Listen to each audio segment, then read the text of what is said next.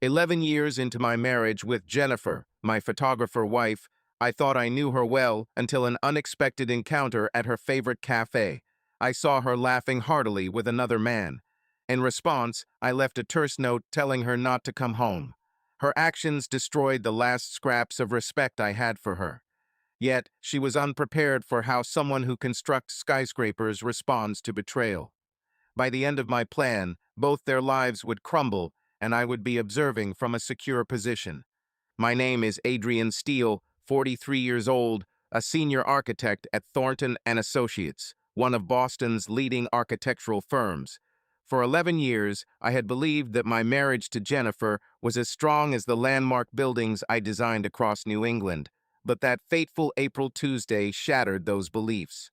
I was greeted by the CEO himself, who acknowledged me as the reason for my hire. "You don't falter when you're convinced you're right, Steele." Spurred by this affirmation, I decided to surprise Jennifer, who I've been distant from due to this project. I picked up Lily's pizza from Giovanni's, her favorite since our honeymoon in Italy, and headed to her studio in the Arts District. Her assistant, Megan, informed me with a strange hesitation that Jennifer was meeting a client at Cafe Lucina. Upon further probing, she revealed a gallery owner who Jennifer has been seeing frequently.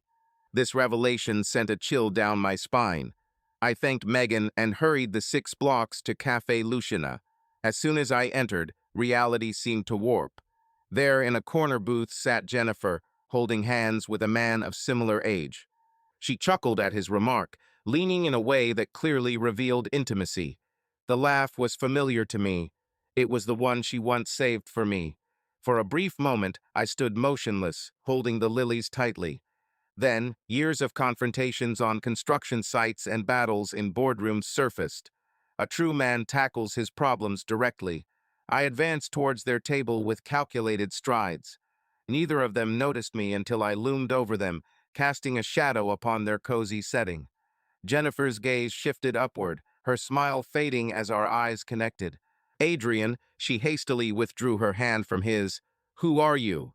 The man, later identified as Robert, seemed more aggravated than embarrassed, as if I was disrupting a business meeting rather than exposing an affair. Without uttering a word, I took out my leather-bound sketchbook, where I sketched my most brilliant designs. I scribbled 6 words, ensuring each letter was clear and precise, just like my blueprints. "Stay away, our relationship is over."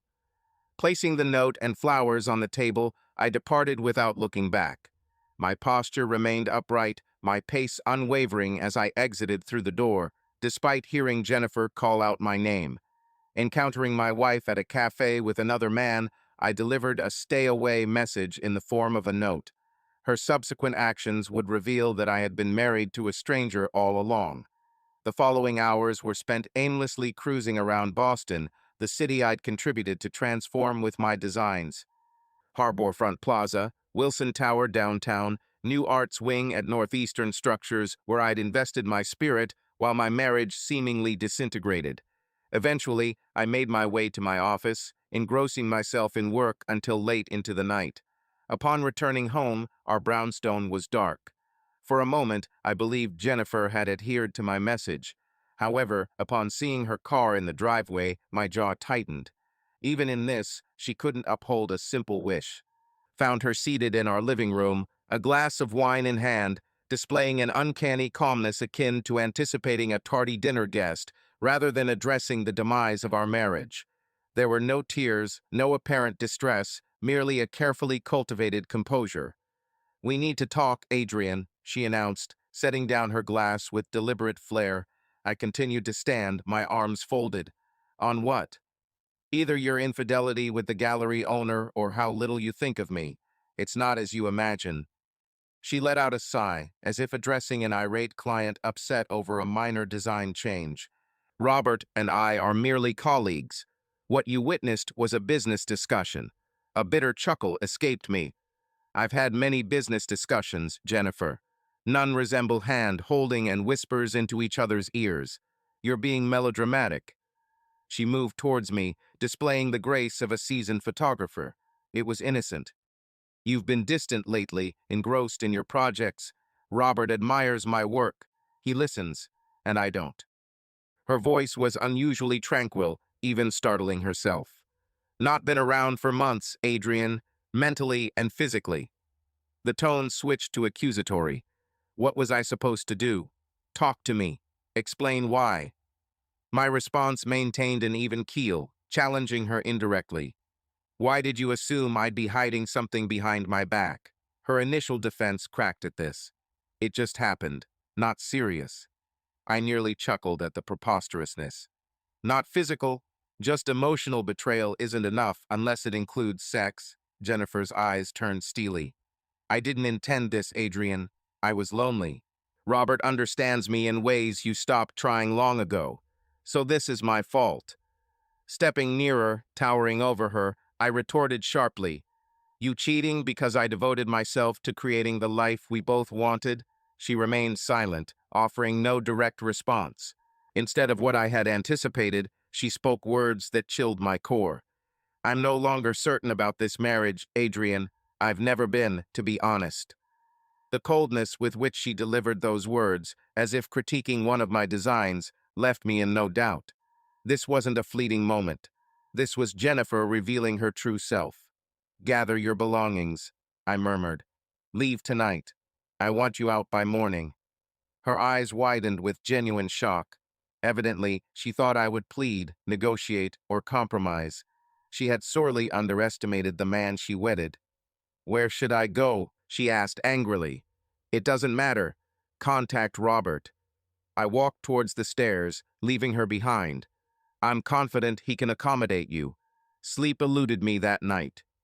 Around 3 a.m., I heard Jennifer leave the guest room and depart from the house. She didn't slam the door. Just a quiet click that echoed with finality, louder than any dramatic exit could have. By dawn, I was operating on coffee and determination. I arrived at the office ahead of schedule, immersing myself in the Richardson project with unwavering concentration. My colleagues sensed something amiss, but gave me the space not to probe. Over the years, I had earned this. Not merely buildings, but respect. I was perusing foundation specifications when my phone vibrated with an unknown number. Defying my better instincts, I accepted the call. Are you Adrian Steele? A man's voice, tentative yet unfamiliar, replied. Yes, speaking. This is Adrian. He hesitated. I am Steve Lawson. I work at Jennifer's studio. He took a breath. There's something I believe you should be aware of. My fingers tightened around the phone. Go on. Look at your email. I've just sent you something. She doesn't know I have these files. The call disconnected. I accessed my email to find a message containing multiple attachments, pictures, and a video file. My hands remained steady as I clicked through each one. The images depicted Jennifer with Robert together. In a hotel, a parking lot, restaurants new to me, timestamps spanning months. The footage, grainy and distant, captured them without their knowledge. Jennifer and Robert outside his gallery after hours, locked in an embrace that couldn't be chalked up as mere colleagues. Her voice, sharp and clear, echoing Adrian won't find out. He's too engrossed in creating his architectural masterpieces to notice what's unfolding right before his eyes. Robert chuckled, oblivious husband, a cliché for a reason. I shut my laptop, an unusual serenity enveloping me. The betrayal was more extensive than I had imagined, calculated, deliberate. This wasn't a fleeting lapse, but a prolonged web of deceit. I called Steve back. Why are you showing me this? His tone was hushed. Because I was in your shoes 6 months ago with another woman, the same tale. Nobody revealed the truth until it was too late. How long have you known? A while. In the studio, she's far from discreet. Everyone's aware. I'm sorry, buddy. Following our call, I remained unmoved, pondering this fresh truth. Jennifer hadn't just breached our marriage vows. She had ridiculed it, ridiculed me, turning me into a joke shared with her lover and coworkers.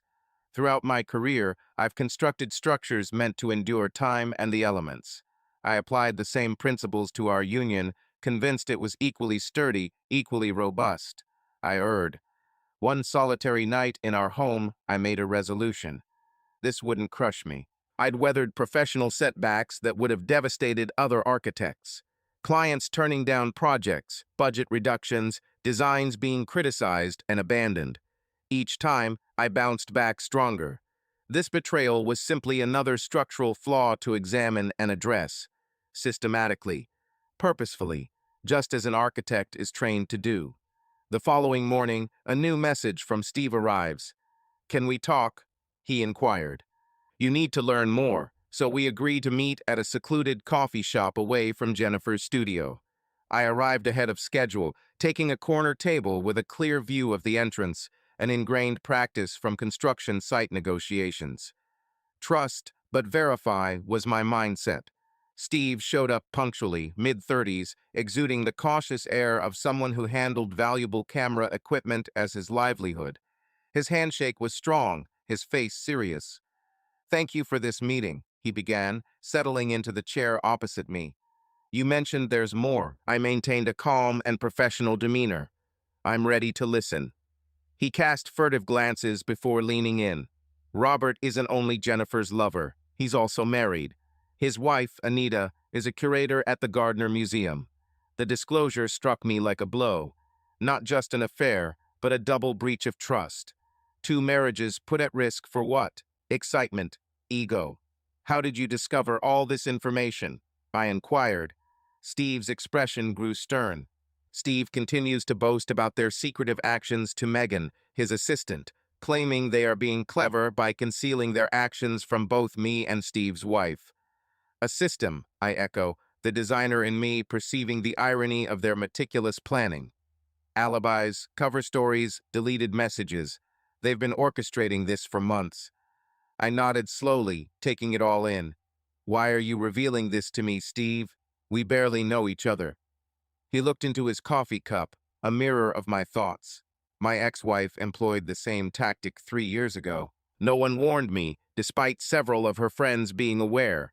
By the time I realized what was happening, her boyfriend had already moved into our home while I was on a business trip.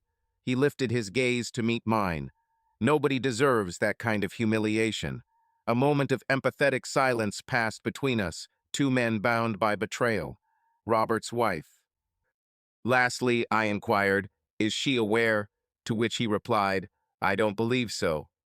Jennifer playfully mocked her ignorance, engrossed in her museum career, while her husband admires various artworks. His distaste was noticeable. "Do you know any way to reach her?"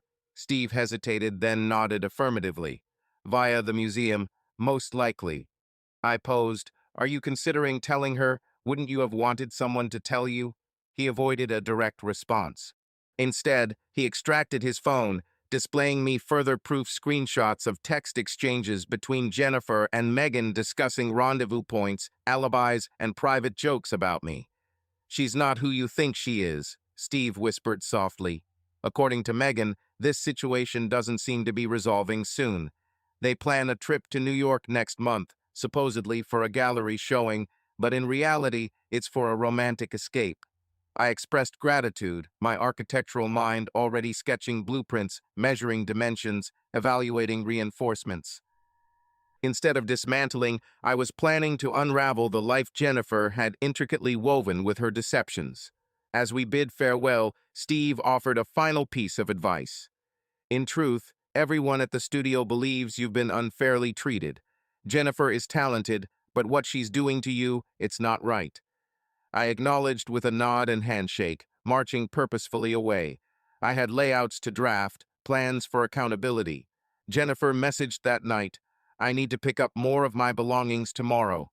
Will you be home?" I scrutinized the message, finding no remorse or admission of wrongdoing.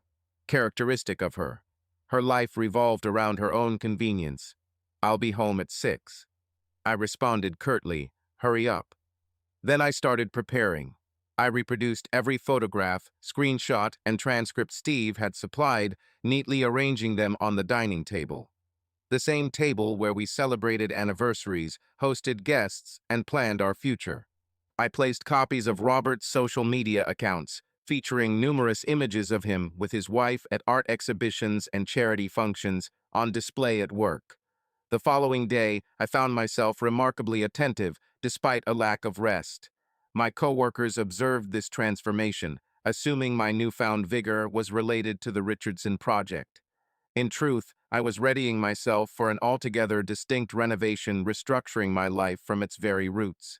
At 5:30 p.m., I left for home, making a detour to procure a bottle of scotch, normally saved for project conclusions. This instance certainly warranted it. Upon reaching home, I found Jennifer's car parked in the driveway. She was in our bedroom, packing designer attire into a suitcase, having used her key despite my clear communication that she wasn't invited. "You're early," she remarked without looking up. "This is my house." Her expression flickered at my tone, but she persisted with the packing. "I must collect my jewelry from the safe." "Very well." Observed her actions, self-assured, arrogant, as if the dissolution of our marriage was a trivial issue. When she eventually spoke directly to me, her countenance was calculated. "Adrian, I suggest we discuss the house," she began coolly. "I've invested much effort into its interior design, and the legal team will manage that." I interrupted her. "However, prior to your departure, there is something I wish to share with you in the basement." Her brow furrowed with wariness, but curiosity prevailed. She accompanied me to the dining room where my display was prepared. Upon seeing the table, she halted. My photographer's work, the sequence of images narrated her infidelity systematically, labeled with dates and locations. "What is this?" she questioned, her voice no longer composed. "Evidence," I answered casually, pouring myself a scotch. "I am an architect, Jennifer. I advocate comprehensive planning and concrete proof." Her shock morphed into fury. "Were you monitoring me, spying on me? I didn't need to. You made it clear enough for your peers to see. One of them has a conscience, apparently. Reflect on that." She glanced around the table at the photos of Robert with his wife. "This is an invasion of privacy. Those are intimate moments. So is our marriage." I took a leisurely sip of scotch until you turned it into a spectacle for your lover and colleagues. Her complexion pale, she questioned me. "What will you do with these images?" I shrugged. "I haven't made up my mind yet." But Anita might be intrigued by her husband's extracurricular activities, wouldn't you agree? Fear trembled in her voice. "Why wouldn't I? I didn't hesitate to ruin our marriage. Why should I spare Robert now?" The mask of calmness Jennifer had built crumbled. She was no longer in control, and the realization struck her like a tangible blow. "Gather your belongings," I said softly, "and hand in your key." That night, Jennifer left, shattered and disheveled. Adrienne took great pride in shaping narratives through her photography within our social group and in her marriage. Seeing the meticulously arranged proof of her infidelity left her disoriented, as planned. Upon her departure, she poured another scotch and typed an email to Anita Collins, Robert's wife. The message was straightforward and concise. "I possess details about your husband that you ought to be aware of. Are you open to discussing them?" I attached a single image, no explicit content, merely Robert and Jennifer exiting a hotel, along with my phone number. I sent it before second thoughts set in. A man confronts tough circumstances head-on, not by evading them. The reply came sooner than anticipated. The following morning, an unknown number called Adrian's phone. "Is this Adrian Steele?" A woman's voice, calm yet cautious. "Yes, this is Anita Collins." I received her email, and there was a moment of silence. "I propose we meet today, if convenient." We set a rendezvous at a serene cafe distant from the museum and Robert's gallery. I arrived ahead of time, claiming a secluded corner table. Anita arrived promptly, a tall, composed woman with a curator's sharp gaze. She exuded grace, but her tense shoulders betrayed her. "Thank you for this encounter," I greeted, offering a firm handshake. She acknowledged me with a nod, her eyes unwavering. "Your email was hardly discreet, Mr. Steele." "Call me Adrian," I replied, and I felt openness was more essential than being coy at this juncture. A hint of a smile graced her lips. "You make a point." She settled down, positioning herself with deliberate poise. "So, you're Jennifer's spouse, soon-to-be divorcee." I clarified. She scrutinized me closely. "How long have you been aware?" "A week now." I held her gaze steadily. "You For months, I had my suspicions. Her confession took me aback. Robert isn't as shrewd as he believes. Nighttime gallery sessions, enigmatic business voyages, unexpected phone encryption. She tilted her head. As a curator, Adrian, it's in my nature to observe minutiae.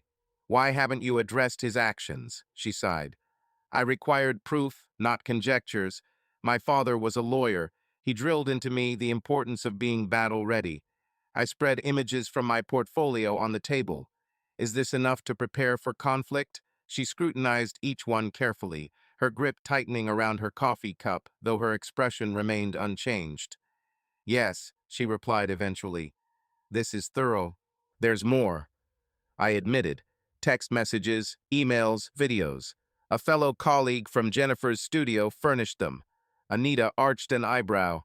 A conscientious individual, not common these days. Precisely my thoughts. She collected the photos neatly, her actions deliberate. What are your intentions, Adrian? To preserve my marriage with honor remaining. Anything else? I shrugged. I'm undecided. She nodded solemnly. If I were to suggest a plan to you, listening, it seems they believe themselves so superior, manipulating and amusing themselves while we're left in the dark. Steele spoke up. I propose we reveal their error. As she detailed her strategy, I recognized a fellow builder of enduring structures, one who prioritized honesty, one who refused to be a victim. By the time our coffee was finished, we shared an agreement and a plan of action. They underestimated both of us, Anita remarked as we parted. For the first time in days, I felt a drive towards progression. This isn't merely revenge, it's about responsibility. Anita's scheme was admirably straightforward. She invited Robert to lunch at an upscale eatery near the museum, a place they usually celebrated anniversaries. I arranged for Jennifer to inadvertently witness our gathering there, and Steve lent a hand by hinting to Jennifer that I had been spotted with an appealing woman at Bellini's. Just as predicted by Anita, Jennifer's curiosity led her to our conversation. I observed her walking into the restaurant moments before Anita and me were deeply engrossed in a discussion. Their heads leaned together, her hand occasionally brushing mine for emphasis, resembling what I had seen at Café Lucina. Upon seeing us, Jennifer paused. A figure stormed towards our table, displaying indignation on her face. Really, Adrian? This is your reaction? Dating someone else already? I looked up serenely. Jennifer, what a coincidence. Anita turned, maintaining an unruffled expression. You must be Jennifer. Adrian has spoken so highly of you. Jennifer seemed flustered by Anita's calm demeanor. And who might you be? Anita Collins, museum curator Grace, curator at the Gardner Museum, and Robert's wife, was her response. The color left Jennifer's face upon hearing this. Yes, Robert's wife. Anita smiled politely. Adrian and I have been engaging in a captivating discussion about deceit, treachery, and repercussions. Feel invited to participate. However, Jennifer hesitated to move, her photographer's intuition for capturing moments apparently faltering. This is an ambush, she seemed to mumble under her breath. I countered, no, it's a conversation, one that should have happened long ago. I don't intend to continue this here. Jennifer's voice trembled slightly. That's your choice, Anita answered. But Robert will be here soon. He believes I'm meeting a potential benefactor. Her smile hardened. A surprise for you. Already, Jennifer's hand was on her phone, typing frantically, likely alerting Robert. Yet, it was already too late. Robert emerged from the restaurant entrance, scanning the room before locating us. I observed as understanding gradually spread across his face, starting with bewilderment at seeing his wife with me, followed by sheer terror upon noticing Jennifer at our table. Upon reaching us, he demanded, "What's going on here?" Trying to preserve his gallery owner demeanor, he questioned us. Clearness, Anita replied, her tone unwavering. Something long past due. We know it all. I concurred. The hotels, the trips, the derisive messages, everything. Robert's composed front faltered. This isn't the right setting. You didn't seem to care about proper settings when you were with my wife. I intervened, my voice soft yet forceful. A few diners near us glanced over, quickly focusing on their meals. Perhaps we should move this discussion somewhere private, Anita proposed, always the composed one. Why? I inquired. They didn't keep their affair hidden. Half of Jennifer's studio is aware. College administrators have been spreading rumors about it. Why should we conceal the fallout? Jennifer and Robert exchanged alarmed glances, finally comprehending the extent of their misjudgment. They believed us to be unaware, preoccupied by careers, easy to trick and control. However, they were beginning to understand just how incorrect they were. The fallout from our restaurant altercation swiftly ignited like fire in tinder. Robert and Jennifer departed the restaurant individually, each invoking a spurious emergency, he at the gallery, me with a client meeting. Our explanations were thinly veiled, fooling none. Anita and I persisted with our lunch, displaying an extraordinary level of decorum given the recent events. We exchanged contact details, vowing to stay informed about any subsequent developments. I anticipated Jennifer's retaliation would be swift, and it was. My phone filled with accusatory texts that night. How audacious of you to corner me like that. Is this your notion of maturity? You had no right to involve Robert's wife. I chose not to respond, further fueling her wrath. The following day, she stormed into my office, pushing past my assistant in defiance of her protests. You've overstepped the mark, Adrian, she seethed, shutting my office door behind her. I remained seated, calmly focusing on the Richardson plans. Have I? Have I merely responded suitably to your treachery, and now you claim I'm attempting to wreck your life? Your voice echoed with intensity, a calm demeanor usually reserved for clients nowhere to be found. I reluctantly lifted my gaze. No, Jennifer, I'm just ensuring you bear the repercussions of your decisions, something you didn't seem to foresee. Clearly, this was not part of your plan. What do you want from me? Her voice quivered with desperation. Nothing. The frankness of my response appeared to unnerve her. I don't ask for anything from you anymore. She drooped into the chair opposite my desk. Robert's wife has blocked their accounts. She's filing for divorce. His art investors are becoming restless. Actions have consequences. I returned to my blueprints, picking up my pencil. My work was going to be displayed at the gallery next month. This could jeopardize my career. I set down my pencil. You should have factored that into your decision to sleep with him, into your decision to ridicule me in front of your peers. Jennifer's countenance altered from fury to stratagem. I observed it during our discussions regarding house renovations. I erred, Adrian. A significant error. Yet, must we obliterate everything we established? Her audacity surprised me a little. There isn't any you left, Jennifer. You extinguished that when you picked Robert. She confessed this. He terminated our relationship this morning. He said he required to salvage his marriage. I chuckled, devoid of humor.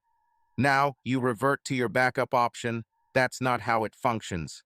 I didn't intend to wound you, she attempted again. But you did, intentionally and persistently. I resumed my work, disregarding her. My attorney will reach out to you concerning the divorce proceedings. I advise you to locate a new venue for your art display. Following her departure, a text arrived from Anita. Robert's pleading for another opportunity, vowing therapy, transparency, the whole package. He expressed concern over the gallery's standing. I responded, saying that Jennifer had abruptly recalled their marriage following Robert's departure from her life. Her immediate response was, "Aren't actions powerful at highlighting what truly matters?" Indeed, this held a striking resemblance to a concept in architecture: remove a crucial support, and the inherent strengths and weaknesses of a structure become evident. The subsequent days saw an overwhelming tide of reactions. Friends and acquaintances picked sides unexpectedly, drawing lines I hadn't foreseen. Unsurprisingly, some defended Jennifer, claiming my reaction had been excessive or uncalled for. Claire, an old design associate, phoned one evening, "Adrian, I've heard about the situation with Jennifer and Robert. Aren't you thinking public shaming might have gone too far? Wouldn't it have been better to remain silent in the face of betrayal and ridicule?" I retorted, "Of course not. But invoking his wife, causing a scene at Bellini's, certainly wasn't a wise choice." She showed hesitation. "It appears retaliatory.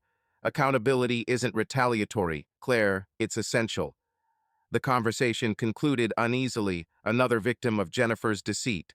In the meantime, the repercussions in the professional world escalated. Robert's Gallery investors convened an urgent meeting, worried about a potential scandal jeopardizing their investments. Jennifer's exhibition was put on hold indefinitely. A major client of my firm, who collected Jennifer's photography, discreetly handed over their project to another architect, citing personal disagreements. Jennifer persisted with her efforts at reconciliation, sending increasingly urgent messages. Adrian, I beg you, we need to talk. This is tearing apart everything I've worked for. Can't we at least have a civil conversation about this? I stood firm in my stance, the same resolve that had earned me professional respect. No response was needed. Anita kept me informed about her predicament. Jennifer shifted to a hotel, urgently attempting to rescue her marriage and gallery. Despite her determination to divorce him, she was tactically working to secure her financial position. Occasionally, we met for coffee, discovering mutual interests beyond our shared deceit. She comprehended the architectural fundamentals underpinning my work. I valued her discerning curatorial vision and authenticity. A month after our confrontation, she messaged me. Today, Robert's Gallery board demanded his resignation. It seems that sleeping with photographers whose work you represent breaches professional ethics. Who would have thought, was my response. Jennifer lost her studio lease. The landlord's wife, it seemed, was acquainted with her assistant Megan, who divulged a surprising tale. In an unforeseen turn of events, Steve from Jennifer's studio contacted me about possible collaboration. In Steve's photography of architectural settings, potential was evident. Simultaneously, I was developing a book exploring the bond between construction and surroundings. It was invigorating to construct anew from the embers of deceit. For the first time since uncovering Jennifer's infidelity, I sensed the weight lifting. I had confronted the structural collapse, evaluated the wreckage, and was now crafting something robust, genuine, a life grounded in sincerity instead of deception. 6 months post-discovery of Jennifer's betrayal, I found myself in my renovated lounge, appreciating the transformations. Discarded were the artworks meticulously chosen by Jennifer, supplanted with architectural images from Steve's collection and suggested pieces by the up-and-coming artist Anita. The divorce proceedings moved swiftly as soon as Jennifer understood I was unyielding. My lawyer threatened to demand half of our house, but backed down when confronted with evidence of her affair and the damage it could inflict on her reputation. I immersed myself in the Richardson Museum project, generating some of my finest work. The client acknowledged, Adrian, these designs are distinct. They're braver, more authentic. He was correct. Overcoming betrayal had eliminated pretense, leaving only the genuine. Applying this lesson to architecture, I designed spaces that were truthful in their intent and design.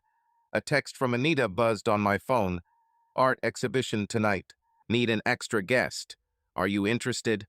We'd grown a surprising friendship over time, occasionally dining or attending gallery openings together. There was no romantic involvement. We were both too vulnerable for that, but something equally significant, a mutual respect and comprehension. I replied, I'll pick you up at 7 later in the evening. While touring the gallery, Anita pointed out a sign near the entrance. New Management and Artistic Installment by Megan Lawrence. I raised an eyebrow, as it was Steve's girlfriend, Jennifer's former assistant. Anita nodded, a faint smile on her lips. She appears to be quite gifted, she said. Robert's former investors were impressed with her vision. Life has a knack for rearranging itself. Changing the subject, Anita mentioned, I received Jennifer's wedding invitation yesterday. Wedding, that was quick. It's a Robert. She clarified, a photographer she met at a Miami convention. The invitation seemed deliberate. I chuckled. I got one too. Straight to the trash bin. You're not interested in Jennifer? No. As we continued through the exhibition, it struck me how true her words were. The resentment had subsided, leaving behind something more akin to apathy.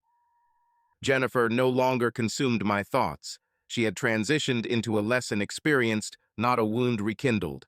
During dinner later, Anita emptied her glass. To unforeseen allies in challenging situations, I tapped my glass against hers.